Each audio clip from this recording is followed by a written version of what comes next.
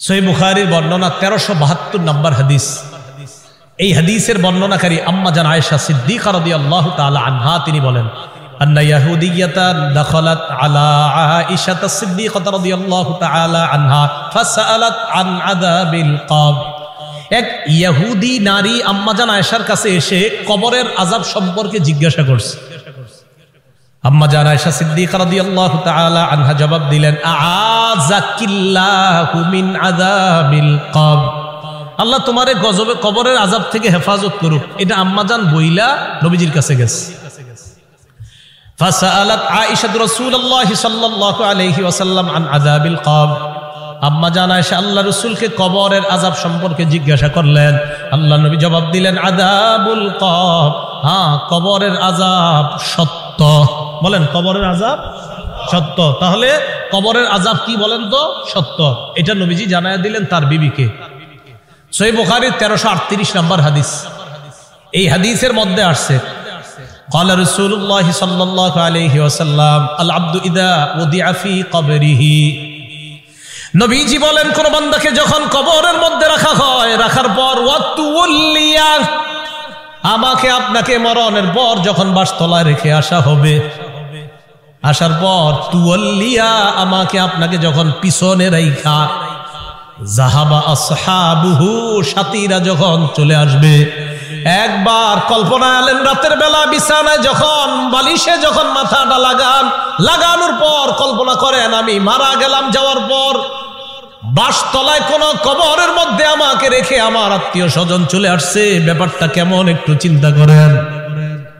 আল্লাহ নবী কয়, কোন ব্যক্তিকে কবরের মধ্যে রাখার পর তুওয়াল্লিয়া, কবরটা পিছনে রাইখা, যাহাবা আসহাবুহু, যখন তার সাথীরা চলে আসে, বাবা চলে আসে, ভাই চলে আসে, সন্তানরা চলে আসে, আত্মীয় স্বজন সবাই চলে আসে। আল্লাহ নবী বলেন, বেশি দূর যায় না, হাত্তা ইন্নাহু লা ইয়াসমাউ কুরআনি আলিহিম, আমরা যে হাইটা হাইটা আসি, আমাদের হাঁটার পায়ের জুতার আওয়াজগুলা ওই কবরবাসী শুনতে পায়। শুনে কেন শুনে জানেন? ওই মুহূর্তে তার দেহের মধ্যে আত্মাটা আল্লাহ দিয়ে দেয়। কেন দেয়? ফায়াতিয়ানিহি মালাকান, দুইজন ফেরেশতা তার কাছে আসে। এটা আবু দাউদের বর্ণনা আর বুখারীর বর্ণনা। আতাহু মালাকান ফাআকআদা, আবু দাউদের বর্ণনা ফায়ুকঈদানি, দুই ফেরেশতা এসে তারে বসায়, বসানোর পর তারে প্রশ্ন করে। এর মধ্যে 3 প্রশ্নের মধ্যে একটা প্রশ্ন হলো আল্লাহ নবীর ব্যাপারে জানতে চায়, তাকে চিনুনি?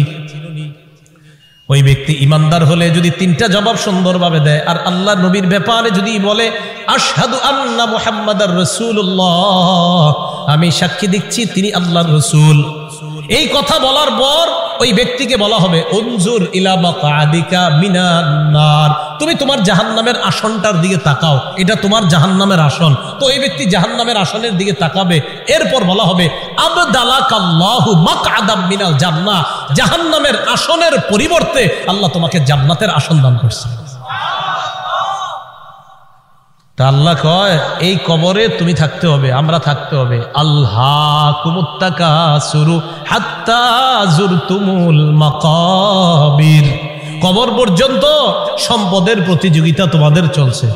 সূরা মুনাফিকুনে আল্লাহ বলেন, ইয়া আইয়ুহাল্লাযীনা আমানু লা তুলহিকুম আমওয়ালুকুম ওয়ালা আওলাদুকুম আন যিকরিল্লাহ, হে ঈমানদারগণ, লা তুলহিকুম আমওয়ালুকুম ওয়ালা আওলাদুকুম, তোমাদের সম্পদ, তোমাদের সন্তান যেন তোমাদেরকে আল্লাহ থেকে গাফেল করে না দেয়, আল্লাহ থেকে তোমাদেরকে অলস করে না দেয়, আল্লাহকে যেন ভুলিয়ে না দেয়।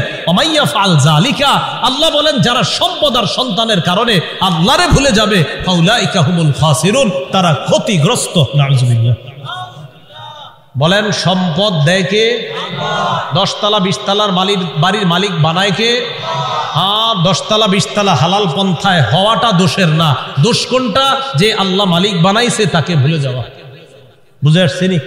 তো আল্লাহ কয় তোমাদের এই প্রতিযোগিতা চলবে কবর পর্যন্ত। কতদিন? কবর পর্যন্ত। ক্বালা রাসূলুল্লাহ সাল্লাল্লাহু আলাইহি ওয়াসাল্লাম, নবীজি সাল্লাল্লাহু আলাইহি ওয়াসাল্লাম বলেন, লা ইয়াজালু কলবুল কাবীরি শাবান ফিসনাতাইন, আল্লাহ নবী বলেন বুড়া মানুষের অন্তর 2 ক্ষেত্রে যুবক হয়। বুড়া মানুষের অন্তর যুবক হয় কয় ক্ষেত্রে? আরে বৃদ্ধ মানুষ কি বৃদ্ধ হয় না যুবক হয়? বৃদ্ধ হয়। কলবটা দুই ক্ষেত্রে যুবক হয়। কোন ক্ষেত্রে? ফি হিরসিল মাল, এক নাম্বার সম্পদের লোভ, দুই নাম্বার ওয়াতুলিল আমাল, লম্বা আশা। কি আশা? লম্বা আশা। কেউ কাকা কই যান? বয়স কত? 75। কোথায় যাচ্ছেন? মসজিদে। মনটা খারাপ কেন? আর বইল না, 4টা ছেলে ইতালি থাকে, এক একজন 5 লাখ করে বেতন। 5 নাম্বার ছেলেটা বাংলাদেশে 50,000 টাকা বেতন। আরে তারে এখনো কোনো কুল কিনারা করে দিতে পারি নাই, টেনশনে আছে কাকা। রাসূলুল্লাহ সাল্লাল্লাহু আলাইহি সাল্লাম বলেন, মানুষ বৃদ্ধ হয়, তার কলব দুই ক্ষেত্রে যুবক হয়। এক সম্পদের লোভ, দুই লম্বা আশা, বড় আশা। আল্লাহ বুঝার তৌফিক দান করেন। রাসূলুল্লাহ সাল্লাল্লাহু আলাইহি সাল্লামের সাহাবী আব্দুল্লাহ ইবনে মাসউদ বলেন, খাত্তা রাসূলুল্লাহ সাল্লাল্লাহু আলাইহি ওয়াসাল্লাম খাত্তান মুরাব্বাআ। এই হাদিসটা বুঝতে হবে সবাই। নবীজি একটা চতুর্ভুজ আঁকলেন। ওই অঙ্কের ছাত্ররা কোথায়? কি আঁকলেন? চতুর্ভুজ আঁকার পর ওয়া খাত্তা খাত্তান ফিল ওয়াসাতি খারিজাম মিন, মাঝখান থেকে একটা দাগ দিলেন। এই দাগটা চতুর্ভুজের বাহিরে নিলেন। বলেন তো রাসূল কি আঁকলেন? মাঝখানের দাগটা ভিতরে না বাহিরে? আচ্ছা এবার দেখেন, মাঝখানে ছোট ছোট কিছু দাগ দিস। এটা চতুর্ভুজ, মাঝখানে ছোট ছোট কিছু দাগ, আর মাঝে একটা বড় দাগ। এই আশেপাশে কিছু ছোট ছোট দাগ, মাঝখানে লম্বা একটা দাগ। বলেন তো লম্বাটা কি ভিতরে আছে না বাহিরে? আচ্ছা একটু বুঝছেননি কথা। সুম্মা ক্বালা রাসূলুল্লাহ সাল্লাল্লাহু আলাইহি ওয়াসাল্লাম, নবীজি বলেন, হাদাল ইনসান, মাঝখানের দাগটা হলো মানুষ। মাঝখানের দাগটা ওয়াহাদাল্লাযী মুহিতুন বিহি আও ক্বাদ আহাতা বিহি আজালু, চারদিকের চতুর্ভুজটা এটা হলো তার আয়ু, জীবন। এবার বলেন চারপাশে এই যে চতুর্ভুজটা, মাঝের দাগটা বলেন, মাঝের দাগ চতুর্ভুজ, চতুর্ভুজ আয়ু মানে জীবন। এই জীবন, এটা তার জীবন, মাঝে মানুষ। দাগ কি শেষ না? মাঝে ছোট ছোট কিছু আছে। মাঝের ছোট ছোট দাগগুলা হাদিহিল আরাজ, এগুলা তার পেরেশানি, বিপদ, বালা মুসিবত, রোগ বিমারি। একটা আসে ভালো হয়, আর একটা আসে। এরকম চলেনি জীবনে? একটার পর একটা আসতে থাকে। এই আসতে আসতে এক পর্যায়ে আবার জিজ্ঞাসা করছি, চারদিকের দাগ, মাঝের দাগ, ছোট্ট ছোট্ট দাগগুলা বালা মুসিবত, বিপদ আপদ, ব্যস্ততা। মাঝখানের দাগটা কি চতুর্ভুজের ভিতরে না বাহিরে? নবীজি বলেন, মানুষ মারা যায়, বাহিরে যেই দাগটা এটা হলো তার আশা। মানুষ মারা যায়, আশাগুলা থেকে যায়। আশা কি জীবনের ভিতরে না বাইরে? এই যে মানুষ, ওর আশা হলো এত বড়, ও হলো একটু। এবার বাহিরে যেটা, এটা হলো ওর আশা। নবীজি কয়, মানুষের জীবন এতটুকু, মানুষটা এতটুকু, ওর আশা এতটুকু, ও মারা যায়, আশাগুলা থেকে যায়। ভাই বুঝছেন নি আপনারা? আচ্ছা, তো আল্লাহ পাক রব্বুল আলামিন বলেন, আলহাকুমুত তাকাসুর হাত্তা যুরতুমুল মাকাবির, কবর পর্যন্ত এই সম্পদের প্রতিযোগিতা, প্রাচুর্যের প্রতিযোগিতা তোমাদের চলতেই থাকে। আল্লাহ আমাদেরকে কবরের প্রস্তুতি নেওয়ার তৌফিক দান করেন। আচ্ছা এরপরে দেখেন কি বলে, কাল্লা সাউফা তা'লামুন সুম্মা কাল্লা সাউফা তা'লামুন, অপেক্ষায় থাকো, অচিরেই জানতে পারবা, অবশ্যই অচিরেই জানতে পারবা। কাল্লা লাউ তা'লামুনা ইলমাল ইয়াকিন, আল্লাহ বলেন যদি নিশ্চিত জ্ঞানে জানতা, লাতারাউন্নাল জাহিম, স্বচক্ষে জাহান্নাম দেখতে পাবা। আল্লাহ বলেন লাতারাউন্না, অবশ্যই অবশ্যই জাহান্নাম দেখবা। সুম্মা লাতারাউন্নাহা আইনাল ইয়াকিন, নিশ্চিত চোখে জাহান্নাম দেখবা। এরপর আল্লাহ বলেন সুম্মা লাতুসআলুন্না ইয়াউমা ইযিন আনিন নাঈম, এরপর তোমাদেরকে নিয়ামত সম্পর্কে জিজ্ঞাসা করা হবে। আল্লাহ বলেন অবশ্যই অবশ্যই তোমাদেরকে প্রতিটা নিয়ামতের কথা জিজ্ঞাসা করা হবে। আঙ্গুল, চোখ, কান, নাক, হাত, পা, প্রত্যেকটা অঙ্গের ব্যাপারে জিজ্ঞাসা করা হবে। ইন্নাস সামআ ওয়াল বাসারা ওয়াল ফুআদা, আল্লাহ বলেন কান শ্রবণ শক্তি, ওয়াল বাসর দৃষ্টি শক্তি, ওয়াল ফুআদা অন্তঃকরণ, সবগুলাকে কাঠগড়ায় দাঁড়াতে হবে, সবগুলাকে জিজ্ঞাসা করা হবে। এগুলার ব্যাপারে তোমাকে কাঠগড়ায় দাঁড়াতে হবে, তোমাকে জিজ্ঞাসা করা হবে সঠিকভাবে এগুলা খরচ করছো কিনা। এবার একটা হাদিস শুনেন, বলেন তো নেয়ামতের ব্যাপারে জিজ্ঞাসা করা হবে কিনা? আজকে রাতে ভাত খাইছে, খাবার, রাতের খাবার কারা কারা খাইছেন হাত তোলেন। অন্যরা খান নাই রাতের খাবার? মাশাআল্লাহ, খাবেন ইনশাআল্লাহ নাকি? দুপুরের খাবার কারা কারা খাইছেন? ঠিক আছে, হাত নামান, ব্যাস একটা হইলেই হইছে। এবার হাদিস শোনেন, মুসলিম শরীফের 4208 নম্বর হাদিস। আবু হুরায়রা রাদিয়াল্লাহু তাআলা আনহুর বর্ণনা, তিনি বলেন, খরাজা রাসূলুল্লাহ সাল্লাল্লাহু আলাইহি ওয়াসাল্লাম যাতা ইয়াউমিন আও যাতা লাইলা, একদিন রাতে অথবা দিনে রাসূল বাসা থেকে বের হলেন। কোথা থেকে বের হইছে? রাতে বা দিনে। বের হওয়ার পর আসছে, আয়েশা দেখে ফাইদা হুয়া বিআবি বকর ওয়া উমর, নবীজি দেখে আবু বকর ওমর বসা। আবু হুরায়রা রাদিয়াল্লাহু তাআলা আনহু বলেন, নবীজি বাসা থেকে বের হয়েছে, বের হয়ে দেখে আবু বকর ওমরও বসা। এই হাদিসটা একটু মন দিয়ে সবাই শুনেন আর নিজেদের জীবনটা একটু চিন্তা করে নিন। নবীজি তাদের দুইজনকে প্রশ্ন করলেন, আবু বকর এবং ওমর, এই দুই সাহাবী, বিখ্যাত দুই সাহাবীকে প্রশ্ন করলেন, আচ্ছা তোমরা এইখানে এই মুহূর্তে কেন? মা আখরাজাকুমা ফি হাদিহিস সাআহ, এই সময়ে তোমরা এখানে কেন? অসময়ে মানে এই সময় মানে অসময়ে, আরে এই সময়ে তোমরা এখানে কেন? এই হাদিস দ্বারা বোঝা যায় সাধারণত যেই সময় মানুষ ঘর থেকে বেশি একটা বের হয় না, ওই সময়ে নবীও বের হইলেন, আবু বকরও বের হইছে, ওমরও বের হইছে। নবী বের না হইলে জিজ্ঞাসা করে গেলেন। তো আবু বকর ওমর জবাব দিলেন, আহারে কি জবাব দেয় দেখেন, ক্বালাল জুউ ইয়া রাসূলুল্লাহ, হুজুর খিদা লাগছে, ক্ষুধার কারণে বের হইছে। সম্পদ সব ছেড়েছে মক্কায়, নবীর সাথে চলে এসেছে মদিনায়। নবীজি যেই জবাবটা দিলেন, আল্লাহ নবী বললেন, আল্লাযী নাফসি বিয়াদিহি আখরাজানিল্লাযী আখরাজাকুমা। আবু বকর ওমরকে আল্লাহ নবী বলেন, আল্লাহর কসম আবু বকর ওমর, তোমরা যে ক্ষুধার কারণে বের হয়েছ, আমিও ক্ষুধার কারণে বের হইছি।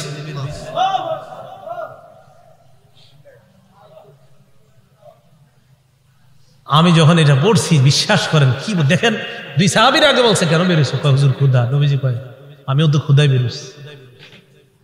কওমু চলো আমার সাথে চলো। ফাকামু মাআ, দুই সাহাবী আল্লাহ নবীর সাথে চললেন। ফাআতা রাজুলাম মিনাল আনসার, এক আনসারী সাহাবীর বাড়িতে গেলেন। ফাইদা হুয়া লাইসা ফি বাইতিহি, সাহাবী বাড়িতে নাই।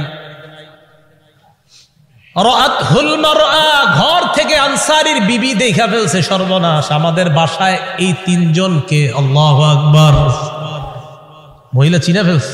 ভিতর থেকে বলতেছে, মারহাবা, স্বাগতম স্বাগতম। এমন মেহমান পাইলে কে স্বাগত না জানায়? আরে সাহাবী রাসূলুল্লাহ সাল্লাল্লাহু আলাইহি সাল্লাম আর আবু বকর ওমরকে যখন আনসারী সাহাবীর বিবি দেখলেন, ভিতর থেকে বলা শুরু করলেন, স্বাগতম স্বাগতম, আপনারা ভিতরে আসেন, ঘরে বসেন। নবীজি ঘরে গিয়ে বললেন, এই না ফুলান, স্বামী কোথায়? মহিলা ভিতর থেকে জবাব দিলেন, যাহাবা ইস্তাজিবু লানা মিনাল মা, হুজুর মিষ্টি পানি আনতে গেছে আমাদের জন্য। এবার দেখেন কি হয়, ইতিমধ্যে আনসারী সাহাবী আসছে। আসার পর সাহাবী দেখে বাসায় নবীজি, আবু বকর ওমর। আচ্ছা একটু ভাবেন তো মনে মনে, ওই যুগে যদি আপনি হইতেন আর যদি বাড়িতে গিয়ে দেখতেন হঠাৎ নবীজি আর আবু বকর ওমর আপনার ঘরে,